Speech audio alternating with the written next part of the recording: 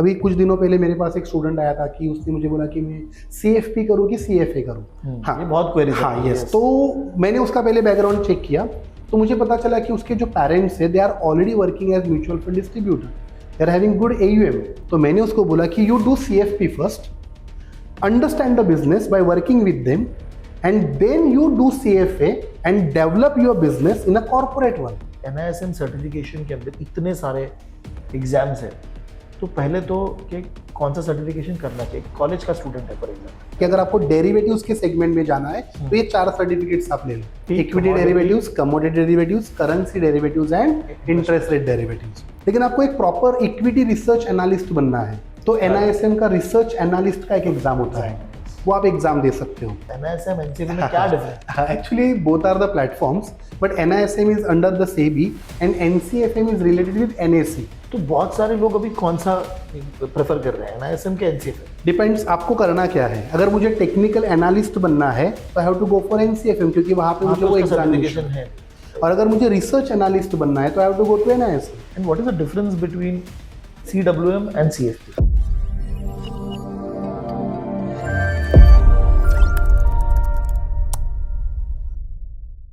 Hello guys, hi, this is Ganesh Nayak. I help finance professionals and students to excel in their career and become a better version of themselves.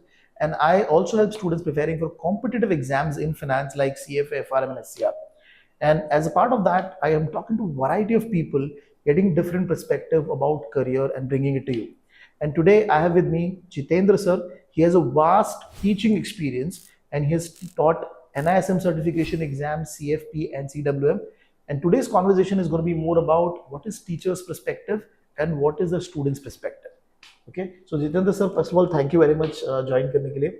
आप एक मुझे brief दे पाएंगे आपका जो career journey रहा है अभी तक, ताकि ऑडियंस आपके बारे में ब्रीफ अंडरस्टैंडिंग ले पाए. Yeah, thank you very much Ganesh ji for inviting me here for the podcast and all. Basically after means till 10th standard there was nothing like competitive world or the problem and this and that.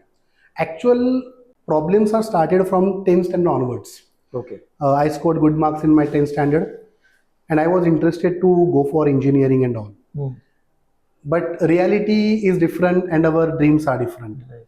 So reality shown me that though you are having good knowledge, good percentage and all, you don't have money.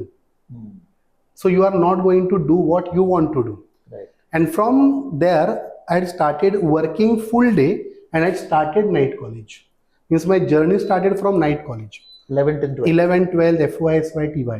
Whoa. So till graduation I was working full day and doing my college in the night lab. Means in the night college I did my graduation and all. After that means when I was working, I was doing my apprenticeship in BST. So I scored good marks there also, but I didn't get any job there. So I started teaching to students. Okay. Initially only 4 students were there with me, and out of those 4 students, 2 students were only my brothers, means the younger brothers. But after that everything had changed because everybody was interested in learning and I was very very good in teaching what they want to learn. Means say for example whatever happens, you know, कि बहुत बार तो बच्चे को सीखना है but teacher उसको सिखा रहा है बट उसको क्या प्रॉब्लम है ये नहीं सिखा रहा है. उसको मैथ सिखा रहा है बट इसको मैथ्स में क्या प्रॉब्लम है वो नहीं सिखा रहा है. समझा. सो मैंने वो चीज बहुत जल्दी समझ ली थी कि इसका प्रॉब्लम 9th स्टैंडर्ड नहीं है, इसका प्रॉब्लम 5th स्टैंडर्ड है. बेसिक क्लियर नहीं है, इसको मालूम ही नहीं है. मतलब जब वो 8th स्टैंडर्ड में होता है तो 8th स्टैंडर्ड का टीचर क्या बोलता है कि आपको तो 7 तक का तो मालूम है, आपने तो एग्जाम दिया था, तो चलो अभी इधर से स्टार्ट कर दे. अब स्टूडेंट को 7th का भी नहीं आ रहा है. Okay. So what I was doing, I was teaching him right from the 5th standard. मैंने नोट्स बनाए थे खुद के कि 5th में क्या था, 6th में क्या था, 7th में क्या था, 8th में क्या था, एंड फिर 9th स्टार्ट करता था मैं. तो बच्चे का जो बेस था ना वो क्लियर हो जाता था. एंड जब आप 9th में होते हो और आप 5th का देखते हो ना तो ईजी लगता है, 6th का भी ईजी लगता है. राइट. एंड जब उसको हाँ और कॉन्फिडेंस के साथ साथ जब उसको ये पता चलता है कि ऑलरेडी ये सारी चीजें मैंने की है, इट्स वेरी सिंपल, तो वो 9th में कॉन्फिडेंटली आ जाता है. तो वहां से फिर मैंने स्टूडेंट्स को बहुत अच्छा पढ़ाया, बहुत आगे गए. मेरे बच्चे आज की डेट में CA है, CS है, MBA है, डॉक्टर्स है, डेंटिस्ट वगैरह, मतलब MDS वगैरह है, Wow. MS किया है, MTech किया है बहुत बहुत सारे बच्चों ने। तो ये सारी चीजें मैंने आप की। लेकिन तब स्कूल सेक्शंस को पढ़ा रहे थे? हाँ, पहले मैं स्कूल सेक्शन को पढ़ाता था। Okay. फिर after doing my graduation and all, I had started teaching the other students like 11th 12th and all, and simultaneously I had started doing my education correspondence, means with the help of like directly going to the universities and doing the education and all. तो मैंने MCOM किया, फिर MBA किया, MA economics किया, and I was teaching the students. आपने फिर teaching start कब की, कौन से ईयर में की? टीचिंग मैंने स्टार्ट की 1997 में, when I was in FY BCom. Just FY BCom was ending, and at that time I had Start started कर दिया। teaching in 1997. तब से अभी तक पढ़ा तब से अभी तक मैं पढ़ा रहा हूँ। नियर अबाउट 27-28 ईयर्स हो गए अभी बच्चों को मैं पढ़ा रहा हूँ। और over a period of time फिर ट्रांजिशन का फेज भी आ जाता है, तो I decided to go for the finance field. Actually in 2005 when I had completed my MCom part 2, on that day in the evening I decided I'm going to work in the world of finance, and then according to that मैंने सारा पढ़ाई start किया, पढ़ाना भी वही start किया, मतलब पढ़ना भी वही स्टार्ट किया। तो आपने जॉब किया?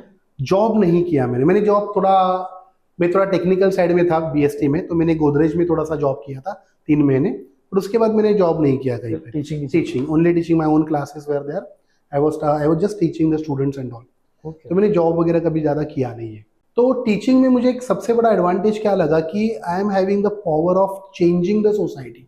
क्योंकि कहीं पे भी अगर आप देखोगे ना, तो आप बड़े इंसान को कितना भी समझाओगे, he will accept but he will not do that, implement नहीं कर पाएगा। राइट। बट अगर कोई छोटा बच्चा है, उसको अगर आप पढ़ाते हो, उसको बताते हो, तो वो इम्प्लीमेंट भी करेगा और सोसाइटी में बहुत बड़ा चेंज लाने में उसका फायदा होगा।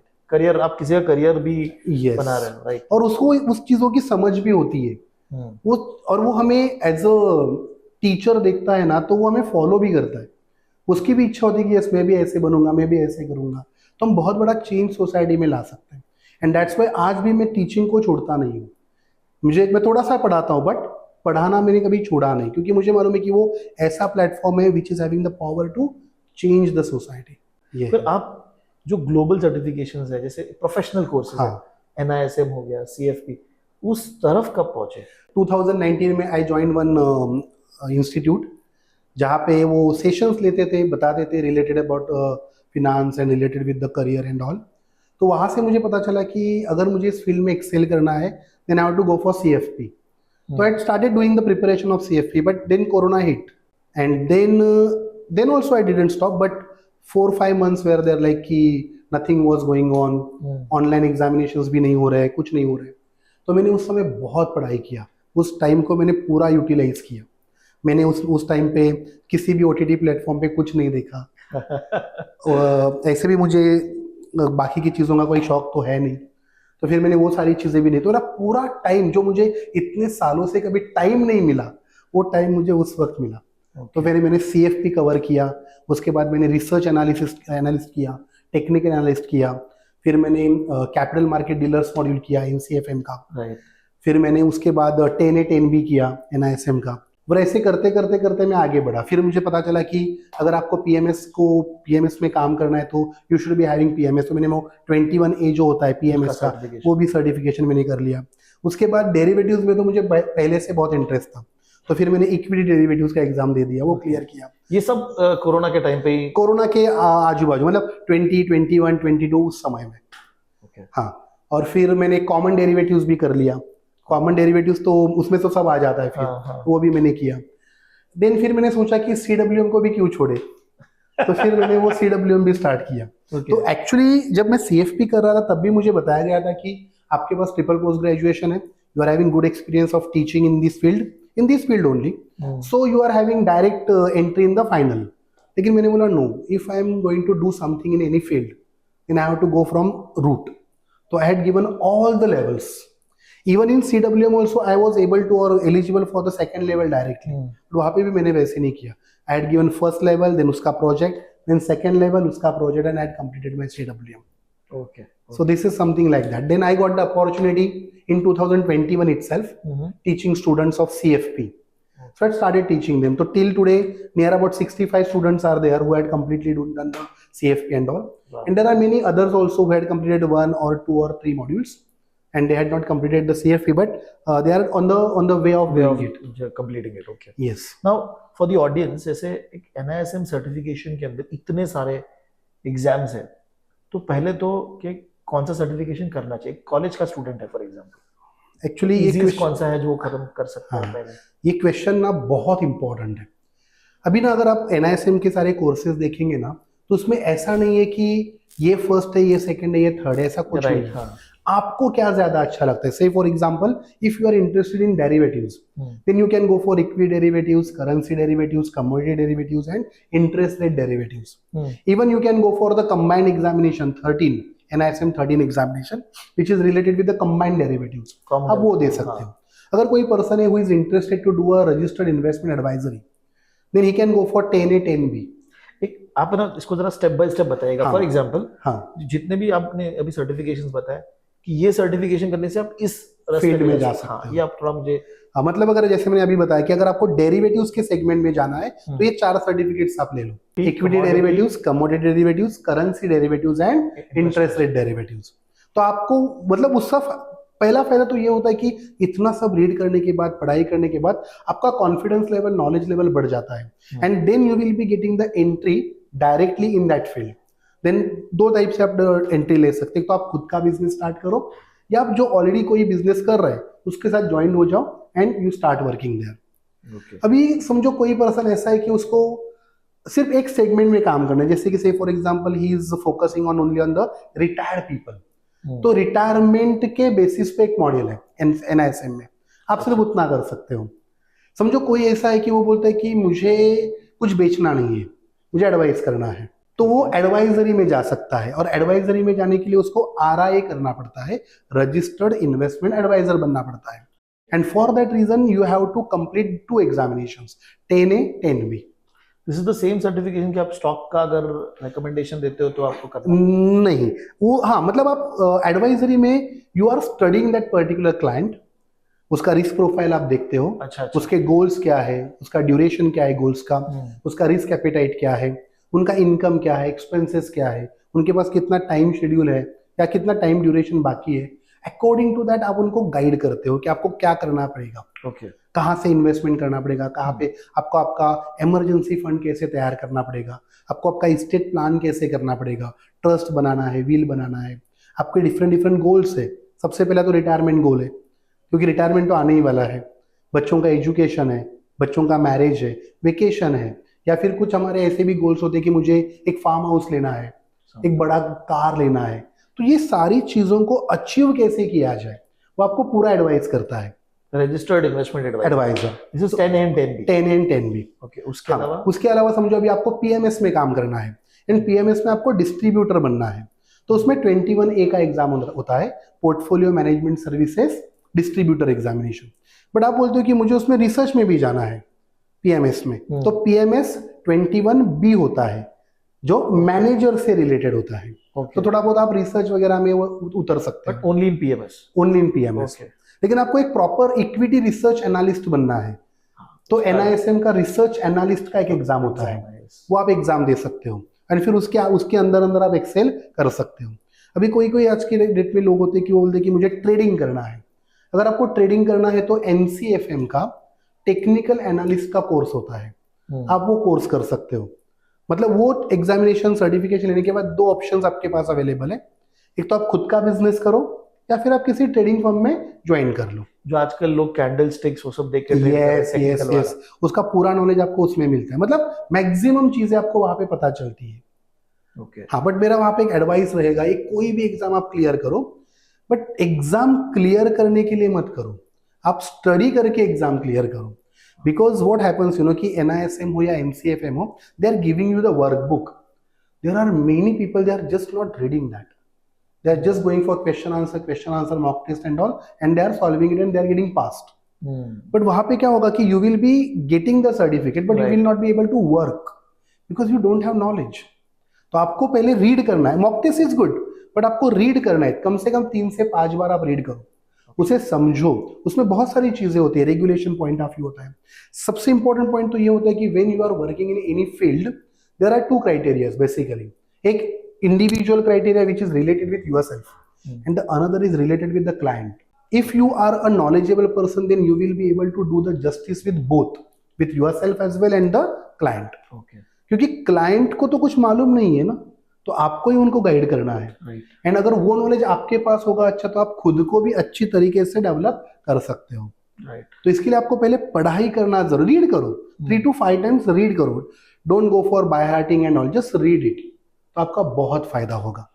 इवन उसमें अगर आपको टेक्निकल एनालिसिस, जैसे मैंने अभी आपको बताया, अगर आपको और बड़े लेवल पे जाना है, तो जैसे CFA होता है, वैसे related with the technical analysis भी एक बड़ा एग्जाम होता है. तो आप वो एग्जाम भी दे सकते हो, बट उसके लिए थोड़ा टाइम लगेगा.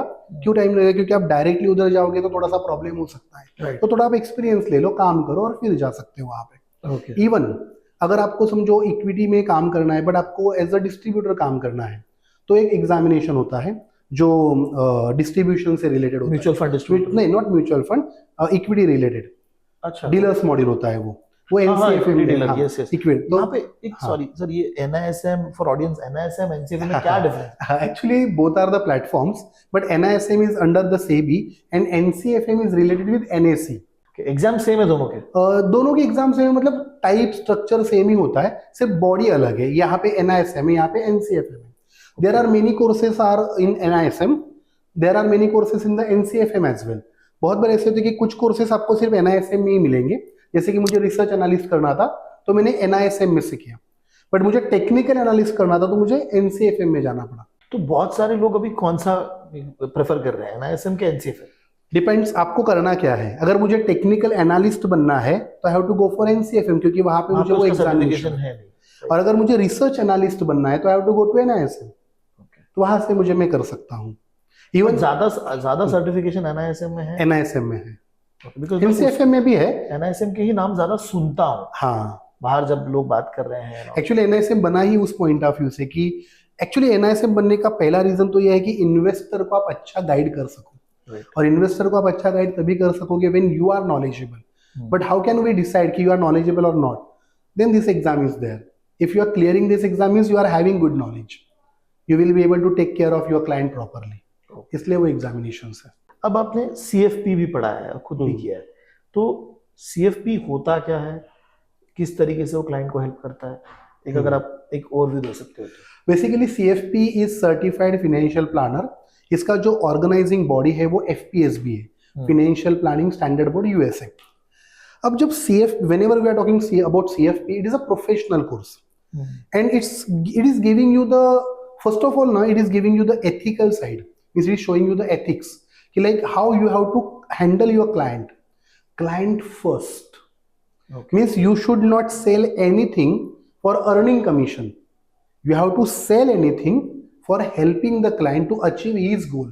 Okay. Because earning commission is a secondary one, a byproduct. You should not be focusing on that. Okay. And if you are able to take care of your client properly, if you are able to help him achieve his goal, definitely you will be getting more commissions, more clients and all. So वो आपको वहां पे professional course पहले बताता है कि how ethics are really very important in our life. Second parameter, second चीज क्या है कि when you are becoming CFP, you are having good knowledge, best knowledge में भी. क्योंकि ना कैसे होता है कि सेल करना is a different thing, and what to sell, when to sell, why to sell, ये समझना is a different thing. There are many people in the world, they are selling, they are doing well, they are earning a lot.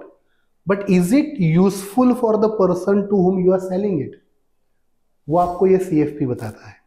अब CFP में आपको different modules है, जैसे कि investment planning specialist है, जहाँ पे आपको इन्वेस्टमेंट क्या होता है, कितने टाइप के इन्वेस्टमेंट्स होते हैं, वो इन्वेस्टमेंट करने के लिए आपको क्या क्या मालूम होना चाहिए. जैसे कि फॉर एग्जाम्पल कोई प्रोडक्ट है, तो प्रोडक्ट कैसा है, उसका रिस्क रिटर्न एडजस्टेड सिचुएशन क्या है, उसका रिस्क कितना है, कौन से टाइप के क्लाइंट के लिए वो जरूरी है, वो सारी चीजें आप वहां पे सीखते हो. Okay. आपको समझ में आता है कि इक्विटी प्रोडक्ट्स कैसे होते हैं, डेब्ट प्रोडक्ट्स कैसे होते हैं, या फिर हाइब्रिड प्रोडक्ट्स कैसे होते हैं, उनका इंटर रिलेशनशिप कैसे होता है, ये आपको मालूम होता है. जब आप, हाँ सर, इसमें CFP जो कोई करता है उसको क्या टाइप के जॉब्स लग सकते हैं? बेसिकली जॉब्स तो 2 टाइप के जॉब्स तो इजीली हम बोल सकते हैं. पहला जॉब तो आप खुद का बिजनेस कर सकते हो, एंड दूसरा, आप किसी ऑर्गेनाइजेशन को ज्वाइन कर सकते हो, जैसे कि फॉर एग्जांपल बैंक्स है या फिर म्यूचुअल फंड के डिफरेंट डिफरेंट जो हाउसेस है, एएमसीज है, आपको वहां पे अच्छे जॉब्स मिल सकते हैं.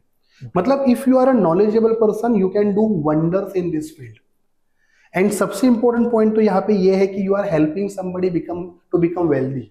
मतलब जो सबसे, मतलब मैं यहाँ पे क्यों आया, the reason was that only कि you are having good percentage but you don't have money, then you will not be able to do that. तो वेल्थ इज वेरी इंपॉर्टेंट. तो आपको वेल्थ क्रिएट करने में वो पर्सन आपको help करेगा, CFP आपको हेल्प करेगा according to your risk appetite, according to your goal, according to the duration and all. अब एक छोटा सा पॉइंट मैं आपको यहाँ पे बताऊंगा कि there are many people they are saying कि मुझे एक बड़ा कार लेना है, कार लेना is my dream. But dreams कभी पूरे नहीं होते unless and until you convert those dreams into your goals. अभी यहाँ पे ये मेन जो डिफरेंस है ना, वही आपको सीएफपी में बताता है कि ड्रीम में मतलब कि मुझे कार परचेस करना है, बड़ा कार परचेस करना है, बट कब परचेस करना है, कितने का परचेस करना है, उसके लिए आपके पास कितना पैसा होना चाहिए. मतलब अगर कोई बोलता है कि मुझे 10 साल के बाद लेना है, तो you are getting a time duration. तो आज उस कार का प्राइस 1 करोड़ है, तो 10 साल के बाद कितना होगा, इन्फ्लेशन वहां पे रोल प्ले करेगा. तो उतना पैसा उस वक्त आपके पास होना चाहिए, और उतना पैसा उस वक्त होने के लिए आज से you have to start investing according to your risk appetite. Right. तो कितना इन्वेस्ट करना पड़ेगा आपको. तो ये पूरा का पूरा चीज सीएफपी एक क्लाइंट के लिए देखता है, क्लाइंट के पॉइंट ऑफ व्यू से ही आपको वो बना रहा है, क्योंकि at the end of the day you are investing the money of client and उससे फायदा होगा तो आपको फायदा होगा. And what is the difference between CWM and CFP? Basically, I am always saying कि CFP and CWM, don't look at them as a competitors. Look at them as a complementary with each other. कैसे कि अगर आपको यहाँ पे CFP में अगर आप फिनेंशियल प्लानिंग सीख रहे हो प्रॉपरली, आपको मालूम है कि कैसे आपको उसको वेल्थ जनरेट करके देना है. इवन CWM में आपको वेल्थ क्रिएटेड अगर है तो उस वेल्थ को डेवलप कैसे करना है, प्रोटेक्ट कैसे करना है, स्टेट प्लानिंग कैसे करना है, ये सारी चीजें आपको पता चलती है. मतलब इन शॉर्ट कैसे कि both are helping you to develop, to create and to sustain. बहुत बार कैसे होता है कि हम डेवलप तो कर सकते हैं, क्रिएट होता है, सस्टेन नहीं हो पाता. इवन सस्टेन होने के बाद वो ट्रांसफर नहीं हो पाता नेक्स्ट जनरेशन के लिए. तो वो कैसे प्लान करना है, ये कैसे प्लान करना है उस स्टेट को. मतलब जस्ट इमेजिन कि there is one person who had taken a lot of effort in his life and created a huge wealth. अब उसका डेथ हो जाता है, उसके 2 बच्चे हैं, एक लड़का एक लड़की, दोनों लड़कियां या दोनों लड़कियां, व्हाटएवर, उनमें डिस्प्यूट हो जाता है only because of money brothers, whatever. Now अगर उसको स्टेट प्लानिंग मालूम है, उसने जाने से पहले ही स्टेट प्लान करके रखा है, ट्रस्ट बनाया है, विल बनाया है, तो इनमें डिस्प्यूट हो ही नहीं सकता, क्योंकि उसने ऑलरेडी जाके बताया कि इसको ये देना है, इसको ये देना है, इसको ये देना है, दैट्स इट. तो ये सारी चीजें आपको ये प्रोफेशनल कोर्सेज बताते हैं. एंड ये प्रोफेशनल क्यों है मालूम है? First of of course knowledge है यहाँ पे, स्किल है, एंड यहाँ पे एथिक्स है. आपको उल्लू बनाने के लिए नहीं किया जाएगा, वो आपको डेवलप करने के लिए किया जाएगा. राइट. और यही चीज यहाँ पे पहले बताई जाती है कि आपको कैसे क्लाइंट के बारे में सोचना है. Client first, you are second, client first, ये बताया जाता है. अभी एक स्टूडेंट, जैसे अभी आपने इतना साल टीचिंग किया है, तो व्हाट इज योर एक्सपीरियंस कि एक स्टूडेंट के दिमाग में करियर पर्सपेक्टिव से कहाँ क्वेरीज होती है और कैसे उसको सॉर्ट आउट किया जा सकता है? सबसे पहले तो ना स्टूडेंट के दिमाग में जो क्वेरी है उसे खुद मालूम नहीं होता कि मुझे करना क्या है. अभी इसमें हम उसे दोष तो नहीं दे सकते, because he is not having the information. अगर उसके पास इंफॉर्मेशन होता तो उसे पता चलता कि मुझे क्या करना है, क्या नहीं करना है. अभी कुछ दिनों पहले मेरे पास एक स्टूडेंट आया था कि उसने मुझे बोला कि मैं CFP करूँ कि CFA करूँ. हाँ, ये बहुत क्वेरी. हाँ, यस. तो मैंने उसका पहले बैकग्राउंड चेक किया, तो मुझे पता चला कि उसके जो पेरेंट्स है, they are already working as mutual fund distributor, they are having good AUM, और उनका वो इकलौता बेटा है. तो मैंने उसको बोला कि you do CFP first, understand the business by working with them, and then you do CFA and develop your business in a corporate one. तो CFP की वजह से क्या होगा कि जो एग्जिस्टिंग बिजनेस चल रहा है वो हैंडल करने की आप में ताकत आ जाएगी, एंड उसको कॉर्पोरेट लेवल तक पहुंचाने के लिए आपको CFA हेल्प करेगा. राइट. तो अब ऐसे जाओ. अगर कोई पर्सन है जिसको लोगों के साथ बात करना अच्छा लगता है, लोगों से मिलना अच्छा लगता है, रिटेल लेवल पे उसे काम करना अच्छा लगता है, तो CFP will be the better option. Because आप रिटेल एंड पर्सनल फाइनेंस में यस, पर्सनल फाइनेंस। बट अगर कोई पर्सन ऐसा है कि जो उसे कॉर्पोरेट लेवल पे ही काम करना है, इन्वेस्टमेंट बैंकिंग में काम करना है, या उसे ऐसे लेवल पे काम करना है जहाँ पे रिसर्च है, तो उसे CFA करना ज्यादा अच्छा है, क्योंकि उसका पर्सपेक्टिव ही वही है। राइट। तो करियर के पॉइंट ऑफ व्यू से जो पहले क्वेश्चंस आते हैं ना दिमाग में, उसका सॉल्यूशन इंफॉर्मेशन है। तो पहले तो उसको इंफॉर्मेशन लेना जरूरी है कि क्या क्या है मार्केट में और उसमें से फिर मेरे लिए अच्छा क्या है। इट्स लाइक जब हम इन्वेस्टमेंट के बारे में बात करते हैं तो हम हमेशा एक बात बताते हैं कि every product is a nice product. आपके लिए नाइस है क्या? Great. It's like you know कि you are going into the market and वहां पे एक अच्छा सा शर्ट है, शर्ट बेस्ट है, बट वो आपके साइज का नहीं है, या फिर आपको जो कलर अच्छा लगता है वो कलर नहीं है, या आपको फुल शर्ट चाहिए और वो हाफ शर्ट है। तो ये आपको इन्वेस्टमेंट मतलब हर एक जगह पे आपको ये देखना पड़ेगा कि जो भी है वो आपके लिए अच्छा है क्या। मतलब से for example there is one person was interested in doing legal studies, तो ऑफ कोर्स LLB करना चाहिए, बट ही टोल्ड कि he is not interested in litigation. तो फिर उसको वो करके फायदा ही नहीं है। तो उसको ऐसा लॉ में ही एक ऐसा फील्ड देखना चाहिए जहाँ पे लिटिगेशन नहीं है, जहाँ पे वो जाएगा, बैठेगा, काम करेगा, घर पे आएगा। राइट। It's like that. तो पहले तो आपको इंफॉर्मेशन लेना पड़ेगा। और स्टूडेंट्स के लिए आज की डेट में अगर हम देखेंगे, अ lot of options and varieties. Yes, अभी तो बहुत कुछ आ गया, बहुत कुछ है। अगर आप गूगल पे टाइप करोगे तो आपको बहुत सारी इंफॉर्मेशन मिल जाएंगी। अगर आपको मतलब आप रिलेटेड फील्ड्स के जो लोग होते हैं उनके साथ भी अगर आप बैठते हो, बात करते हो, आपको पता चलेगा कि what is good for you, what is suitable for you, आपके लिए अच्छा क्या है। ओके। लोगों के साथ बात करना अच्छा लगता है तो आपके लिए अच्छा क्या है, आपका एग्जिस्टिंग बिजनेस क्या है तो आपके लिए अच्छा क्या है, आप जीरो से ही करने वाले हो तो आपके लिए अच्छा क्या है। It's like that. दूसरा पॉइंट स्टूडेंट्स के पॉइंट ऑफ व्यू से ये है कि they are always thinking about easy and difficult. हाँ, कि कौन सा कोर्स सबसे इजी है, इजी एंड कौन सा कोर्स डिफिकल्ट है। Yes. I always tell the people कि आप करना क्या चाहते हो लाइफ में, लाइफ में करना क्या चाहते हो। मतलब जब मैं स्टूडेंट्स के साथ बात करता हूँ उनको एक सिंपल सा सवाल पूछता हूँ कि बंगले में रहना है कि झोपड़ी में रहना है। ओके। अगर झोपड़ी में रहना है तो 2 दिन में झोपड़ी बन जाएगा, बंगले में रहना है तो 2 साल लगेंगे। तो आपको करना क्या है लाइफ में। तो डिफिकल्ट इजी मत देखो, आपको क्या करना है और वो करने के लिए आपको कौन हेल्प करेगा वो आप देखिए। राइट। वो ज्यादा इंपॉर्टेंट है। Very very interesting. ये बहुत सारे स्टूडेंट्स के दिमाग में है क्वेरी। टाइम देखिए कैसे कि अगर आप टाइम नहीं देते हो तो नहीं होगा ना।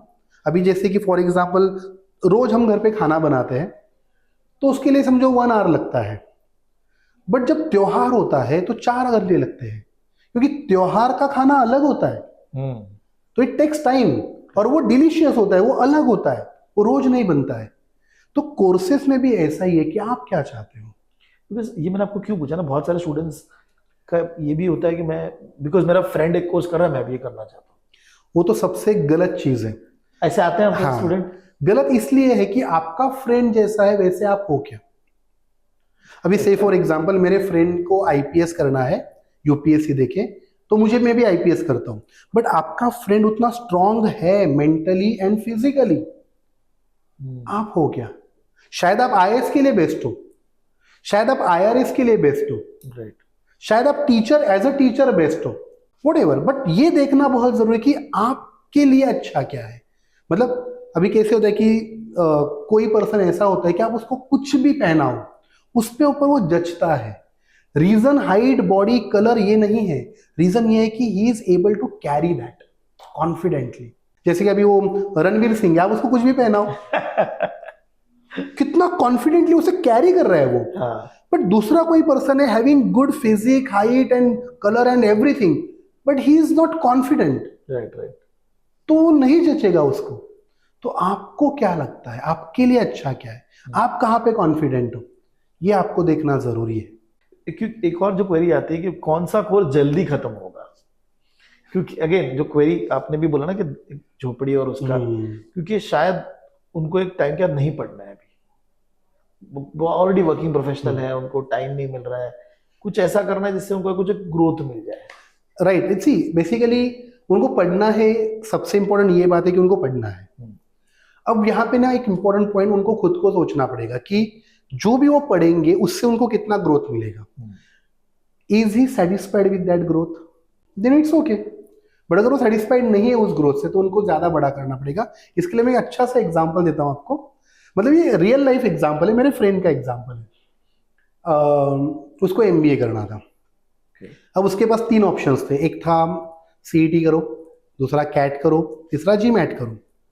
उसने जीमैट सिलेक्ट किया. उस वक्त आईएसबी आया था इंडिया में, आई थिंक 2003-2002 के पहले. उसने तो हाँ उसने 2003 में किया था. तो उसने जीमैट दिया. तो मैंने उसको पूछा कि वाई जीमैट, क्योंकि आईएसबी में उस वक्त कुछ आई थिंक 13 की 15 लाख रुपीस फी भरा था उसने उस वक्त.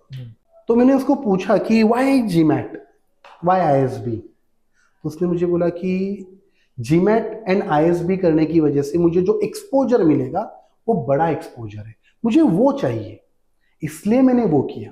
राइट. ओके. अगर आपको उतना नहीं चाहिए, आपको एक नॉर्मल कंपनी में काम करना है, नॉर्मल कॉलेज से कंप्लीट करना है, तो आप दूसरा एग्जाम दे दो. तो आपको क्या अच्छा लगेगा, आपको क्या चाहिए. तो उस वक्त जस्ट आईएसबी के बारे में उसको मालूमात हो गई थी. And he had done GMAT and done the MBA from ISB. तो ये आपको सोचना है कि आपको किस लेवल पे पहुंचना है. आईएसबी आपको कहाँ पे पहुंचा सकता है, ये पर्टिकुलर इंस्टीट्यूशन आपको कहाँ पे पहुंचा सकता है, like that. And if you are happy satisfied with that then that is your option. अगर नहीं हैप्पी हो तो आपको दूसरा ऑप्शन देखना पड़ेगा जो आपको वहां तक पहुंचाए. बहुत सही आपने बताया. इनफैक्ट मुझे जो क्वेरीज आती है मैं सब अभी आपको पूछना चाहता हूँ. ठीक है. तो एक जैसे लोग बोलते हैं कि अच्छा ये कोर्स करने के बाद मुझे सैलरी में कितना हाइक मिल जाएगा. हाँ, तो यहाँ पे आपका क्या व्यूज है? यहाँ पे ना 2 व्यूज है. एक तो उसको एक्चुअली अगर लाइफ में पैसा बहुत कमाना है तो is having 2 options again, business and job. अगर उसको जॉब में ही ऊपर जाना है तो वहां पे 2 चीजें इंपॉर्टेंट, यहाँ पे भी है बट वहां पे ज्यादा इंपॉर्टेंट, क्योंकि वहां पे उधर ही कंपटीशन ज्यादा होगा. ऑफ कोर्स एक तो उसके पास अच्छा एजुकेशन होना चाहिए एंड स्किल सेट. मतलब उसने आईएसबी से एमबीए किया but he is not able to absorb the skill set, तो उसका कोई फायदा नहीं होगा. उसके पास वो स्किल सेट होना चाहिए. See at the end of the day ना आपका सर्टिफिकेट कोई नहीं देखता है. That is only the entry one, entry के लिए. At the end of the day आपको क्या आ रहा है, उससे आप कितना वैल्यू ऐड कर पा रहे हो. yes. खुद के लाइफ में, आपके क्लाइंट के लाइफ में, आपके कंपनी की लाइफ में, वो मैटर ज्यादा करता है. right. तो अगर जस्ट इमेजिन कीजिए कि आपके पास जो स्किल सेट है पढ़ाई की वजह से या आपके एक्सपीरियंस की वजह से और उस स्किल सेट की वजह से कंपनी को बहुत फायदा हो रहा है, तो definitely company will offer you good hike. बराबर. तो सिर्फ ये चीज भूल जाते हैं. हाँ, उनको क्या लगता है कि मींस मैंने ये किया. सी आपको एंट्री मिलेगा, आपका लेवल बढ़ेगा, बट उसके आगे आपको डेवलप करना पड़ेगा. सी आपको मालूम होगा कि आप किसी रेस्टोरेंट में जाते हैं तो हमें ये नहीं फर्क पड़ रहा है कि उसने कहाँ से होटल मैनेजमेंट किया होगा. हमें फर्क पड़ता है कि भाई मैंने तुम्हें जो डिश का ऑर्डर किया है वो टेस्टी है क्या, वो डिलीशियस है क्या, वो मैं सेकेंड टाइम खा सकूंगा क्या, या मैं किसी और को बता सकता हूँ क्या उसके बारे में. तो वहां पे तो स्किल ही इंपॉर्टेंट है ना. तो एंट्री तो मिल गया आपको, स्किल आप सी एंड कंपनी आपको 2 लाख एक्स्ट्रा कब देगी, जब आप कंपनी को 2 लाख से ज्यादा कमा के दे रहे हो. बराबर. अग्रीड. बस वही है. तो आपके पास स्किल ही अच्छा होना चाहिए, तो आपको कंपनी डेफिनेटली हायर भी करेगी, रेज भी देगी अच्छा, एंड आपको मतलब आपको जाने भी नहीं देगी. ओके. जाने भी नहीं देगी. अब एक और क्वेश्चन, टीचर के पर्सपेक्टिव सबसे डिफिकल्ट पार्ट टीचिंग का क्या है? टीचिंग का सबसे डिफिकल्ट पार्ट बच्चे को समझना. ओके. क्योंकि हम जिसे पढ़ाने वाले हैं वो उसकी लेवल क्या है, उसको कहाँ पे लैक हो रहा है, उसका एक्चुअल प्रॉब्लम क्या है. मैं कितना भी रटवाऊंगा उसको, रट के क्या करेगा, वो समझेगा तो नहीं. तो उसका एक्चुअल पेन पॉइंट क्या है वो मुझे देखना पड़ेगा. जैसे मैंने अभी आपको बताया कि जब मैंने मैथ्स पढ़ाना स्टार्ट किया, पहले लेक्चर में मुझे पता चला था कि इनका प्रॉब्लम 9th नहीं है. मतलब मैं ट्रायंगल्स पढ़ा रहा था and I was like 9th standard के बच्चे, उनको ट्रायंगल के टाइप्स नहीं मालूम है, फीचर्स तो बहुत दूर की बात है. फिर मैंने उनसे बात की, आई रियलाइज्ड कि इनका प्रॉब्लम अलग है. मतलब ये नहीं कि they are dull, it's not like that. In fact dull तो कोई होता ही नहीं है. तो फिर मैं समझ गया, फिर मैंने नोट्स बनाए, नोट्स का प्रिंट आउट निकाला, जेरोक्स करके दे दिया सबको एंड पढ़ाना स्टार्ट किया. इनिशियल फेज में बच्चों को लगा कि सर क्या कर रहे हैं, क्योंकि मैंने लिखा था ना 5th, फिर ये 6th का है, ये 7th का है. सिक्स्थ खत्म होने के बाद 7th स्टार्ट हुआ ना, दे रियलाइज सर क्या कर रहे हैं। तब मैंने उनको बताया कि देखो ये जो आप कॉन्करेंट लाइंस जो आप 9th में पढ़ रहे हो वो 6th में हुआ है ऑलरेडी आपका। तो एक तो आपको उस वक्त समझा ही नहीं था या आप भूल गए हो। ये बहुत सही बात बोली आपने कि स्टूडेंट का माइंडसेट क्या है, क्योंकि वो किस तरीके से कोर्स में एंटर कर रहा है वो अंडरस्टैंड करना बहुत ज्यादा, तभी आप उसको गाइड कर हाँ, पाओगे। और उसके पेन मतलब उसका प्रॉब्लम क्या है, मतलब उसका प्रॉब्लम इंग्लिश नहीं है, उसका प्रॉब्लम ये कंसेप्ट है, लेकिन आप उसको इंग्लिश पढ़ा रहे हो तो कुछ नहीं हो पाएगा। या फिर उसका प्रॉब्लम कंसेप्ट नहीं है, कंसेप्ट समझा है, इंग्लिश में कैसे बोलूं, तो उसका इंग्लिश प्रॉब्लम है। राइट। तो आपको ये देखना पड़ेगा कि वो एक्चुअल कहाँ पे लैक हो रहा है। एक बार वो समझ के तो आप कर सकते। इवन क्लाइंट में भी, क्लाइंट को क्या चाहिए, उसे आपका इंग्लिश चाहिए, हिंदी चाहिए, उसे कितने रिटर्न्स चाहिए, वो क्या सोच रहा है, ये आपको पहले समझ में आना चाहिए। ओके। एंड फिर आप उसको अच्छी तरीके से गाइड कर सकते हो। एक एडवाइस जो आपको मिली थी जिसने आपको हेल्प किया, आपके करियर को चेंज किया, ऐसा कोई एडवाइस? एक्चुअली वो एडवाइस नहीं था, मैंने ना एक लाइन पढ़ी थी लाइफ में, बहुत छोटा था मैं। एक्चुअली गरीबी ना आपको बहुत कुछ पहले ही सिखा देती है, बट उस लाइन ने मुझे खुद पे काम करना सिखाया। और वो लाइन मराठी में है, वो तूच आहेस तुझ्या जीवनाचा शिल्पकार। इट मीन्स आप ही आपके लाइफ में चेंज ला सकते हो, दूसरा कोई कुछ नहीं कर, वो आपको गाइड कर सकता है, हेल्प कर सकता है, सब कर सकता है, करना आपको है। Right. You are only able to do the changes and develop yourself. Nobody else is. वो हम बोलते ना कि हम मिरर के सामने खड़े हो जाते तो यही आदमी है जो आपको बदल सकता है, आप खुद हो। तो उस लाइन ने मुझे लाइफ में बहुत हेल्प किया। मैं समझ गया कि जो भी करना है मुझे करना है, बाकी के लोग मेरे फ्रेंड्स होंगे, मेरे पेरेंट्स होंगे, मेरे वेल विशर्स होंगे, मेरे कॉम्पिटिटर्स होंगे, एनिमीज होंगे, जो भी होंगे ना, वो मुझे सिर्फ ना धक्का दे सकते हैं, हेल्प कर सकते हैं, या कुछ ऐसी सिचुएशन क्रिएट कर सकते हैं कि जिसकी वजह से मैं और अच्छा करूं, बट करना तो मुझे है। तो लाइफ में अगर जितना जल्दी हर एक इंसान ये बात समझ जाए ना कि at the end of the day I have to fight my own battle and the war, तभी वो पावरफुल बनेगा। अदरवाइज होता क्या कि एवरीबडी इज लाइक कि मुझे किसी ने हेल्प नहीं किया, मेरे पेरेंट्स गरीब थे, या फिर ये था वो था, फिर वो कुछ नहीं कर पाएगा लाइफ में। तो ये मेरी लाइफ का ये है कि मैंने सीख लिया जो भी करना है मुझे करना है। ये बहुत ही इंटरेस्टिंग है, बिकॉज बहुत सारे बच्चे ये जो कोर्सेज स्टार्ट करते हैं, नॉट ओनली NISM बट जैसे CFA, FRM, बहुत सारे वो रीजंस ढूंढ लेते हैं कि अच्छा मैं पास नहीं हो पा रहा बिकॉज मेरा जॉब बहुत हेक्टिक था, या मेरे साथ ये हो गया। आई नो बहुत सारे डिफिकल्ट चीजें भी हो सकती है लाइफ में, बट जैसा आपने बोला ना कि किसी को फर्क नहीं पड़ता, आपको ही फर्क पड़ना चाहिए। That is very very interesting and I think so ये जो कॉन्वर्जेशन आज हमने किया ना बहुत हेल्प करेगा, और बहुत ही अलग पॉडकास्ट है। हम जनरली करियर रोल के बारे में बात करते हैं, और हमने जब आपका प्रोफाइल देखा था तो वी थॉट कि आपका एक टीचिंग का एक्सपीरियंस जो है, और आपने जितना स्टूडेंट्स को पढ़ाया है इतने सालों में, तो वो आप बता पाओगे इस पॉडकास्ट में। तो वो एक बहुत ही अच्छा कॉन्वर्सेशन था। Thank you very much sir for taking out time and talking to us.